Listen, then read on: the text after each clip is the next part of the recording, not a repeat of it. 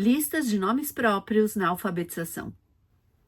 Olá, eu sou Luana Serra e esse é mais um episódio do nosso AlphaFlix. No episódio anterior, nós falamos sobre a importância do trabalho com nomes próprios para começar um trabalho de alfabetização mais sistematizada com as crianças. Hoje, a gente vai falar da importância da lista de nomes da turma, das crianças da sala também nesse processo. Então, essa é uma pergunta que eu recebo bastante sobre se é importante trabalhar com a lista de nomes, e eu costumo dizer sempre que sim. Na parede, esse é um elemento bastante importante do que a gente entende como ambiente alfabetizador, mas também na mão das crianças, em tabelas, em filipetas, na medida em que, primeiro, a gente entende que o ambiente alfabetizador é esse que promove a participação e a interação das crianças com material escrito, e porque essa lista de nomes, entendendo que a gente começa o processo pelos nomes próprios das crianças, vai servir como essa fonte segura de informação na qual as crianças vão poder consultar para pensar sobre esse objeto de estudo que é a língua escrita.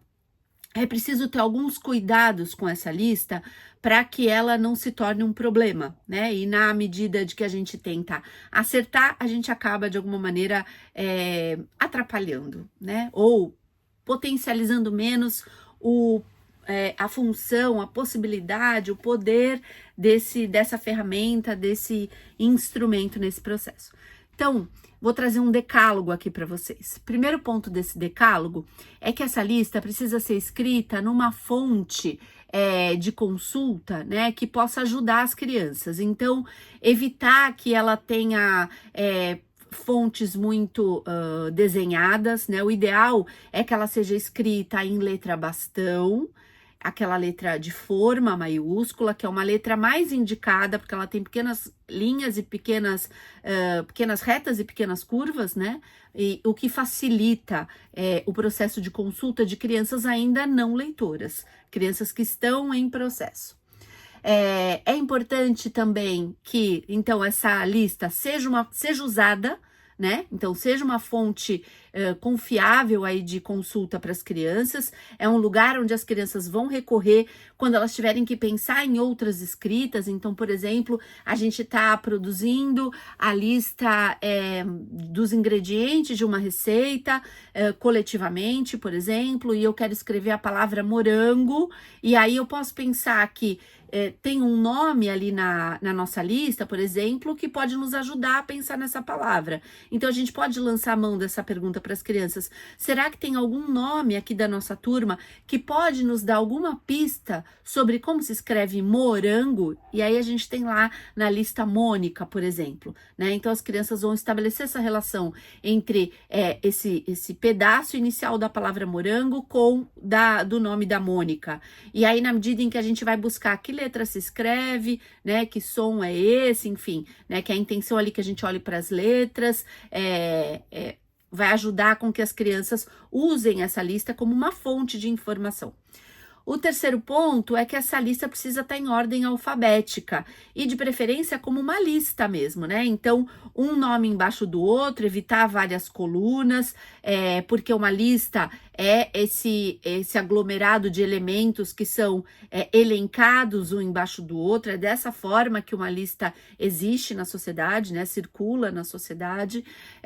E a ordem alfabética é importante porque, embora a gente não vá logo de cara trabalhar essa ordem alfabética com as crianças, já falamos disso num outro episódio, em algum momento isso vai servir para ela um pouco mais para frente, quando usar a ordem alfabética vai fazer sentido, quando a gente precisa fazer uma consulta, e de alguma forma já é assim, né? Então, onde é que eu vou achar, por que o nome da Mariana Alves virá antes do nome da Mariana Silva, por exemplo, né? Então, esta é uma justificativa porque fontes de consulta, em geral, estarão em ordem alfabética. Então, isso é um elemento importante.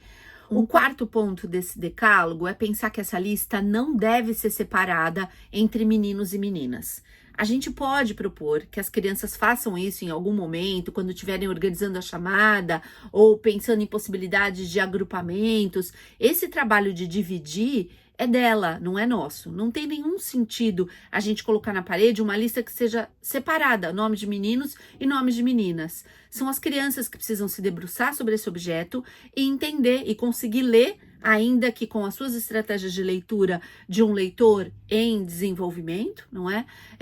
Que ainda não codifica nem decodifica, porque esta não essa é apenas uma estratégia de um bom leitor, de um leitor proficiente. E esse trabalho é delas, então a gente não pode fazer essa divisão. Assim como também o próximo item é a gente pensar que a gente não deve fazer destaque para a letra inicial, né? Colocar em outra cor, porque isso também é trabalho das crianças. Pensar qual é a primeira letra, qual é a última letra, quantas letras tem, qual nome é maior, qual nome é menor. Este é o trabalho de reflexão sobre a língua. Então, se a gente faz isso, a gente oferece um atalho para a criança. O trabalho está sendo nosso e não dela. Um próximo item é que é super importante que essa lista esteja com a mesma fonte, com a mesma cor.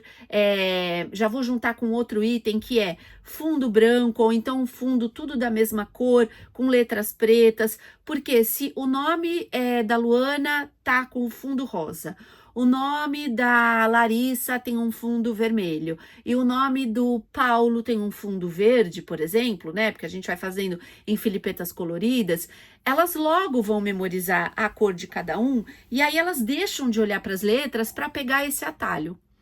Isso já me ajuda a colar num próximo item desse decálogo, que é a gente não faz lista de nomes com fotos do lado, ou com adesivos, ou com imagens, a não ser que eles sejam bem pequenos. É bem comum a gente ver a lista com a foto da criança do lado. Se forem crianças bem pequenas da educação infantil, e também precisa entender por que essa lista com crianças bem pequenas, né? Então eu diria que lá com a turma de 4, 5 anos, faz sentido, porque é quando a gente começa a trabalhar com os nomes próprios. Antes disso, não. Então nem faz sentido ter essa lista de nomes na sala, a não ser que tenha uma finalidade, um propósito de organizar alguma coisa, né, de nomear espaços na sala, aí ok. Mas a lista, essa lista convencional que a gente está aqui falando, talvez a depender do acesso do trabalho que é feito, no último ano da educação infantil já podemos tirar as imagens e no ensino fundamental com toda certeza. Porque se a gente coloca foto ou qualquer imagem que a criança logo associe ao nome daquela criança que está ali do lado, também funcionará como um atalho, né? Então, se eu tenho a imagem, eu não vou me preocupar de olhar para as letras. É óbvio que vai ser muito mais fácil olhar para a imagem para dizer aqui está o nome da Luana, aqui está o nome do Paulo, porque a imagem está ali do lado. Então, a gente não coloca nenhum tipo de imagem associada à escrita do nome, porque o que a gente quer é que eles olhem para as letras e não para as imagens. Penúltimo item do nosso decálogo é que ela precisa, se estiver na parede, estar num local acessível aos olhos das crianças, porque se a gente coloca lá em cima, quase perto do teto, pensa que crianças bem pequenas não vão conseguir fazer essa consulta devida. E um último ponto é que a gente também pode e deve ter essa lista à mão das crianças, nos contextos de escrita, né, colada na pasta de trabalho, enfim, servir como fonte mesmo de informação na qual as crianças individualmente, em pequenos grupos, possam usar para se debruçar e pensar na escrita de outras palavras. Então, é um ótimo recurso, é uma ótima ferramenta de trabalho nesse processo de início de alfabetização, que é pelos nomes próprios, para que as crianças possam então entender a estabilidade, a permanência da escrita e usar isso como reflexão para outras escritas.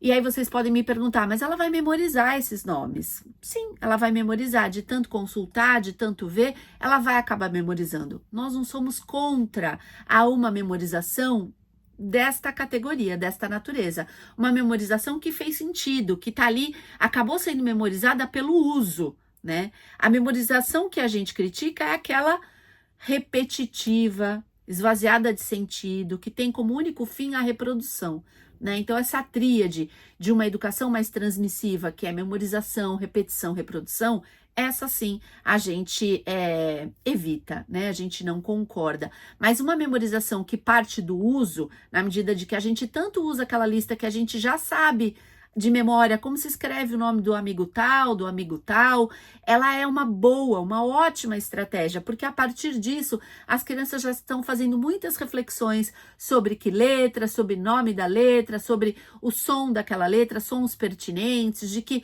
duas letras diferentes podem disputar o mesmo som. Isso já é um trabalho inicial de consciência fonológica, de atribuir um valor sonoro pertinente a determinada letra, na medida em que elas vão avançando com esse trabalho. No próximo, a gente traz algumas propostas com nome próprio. Até lá!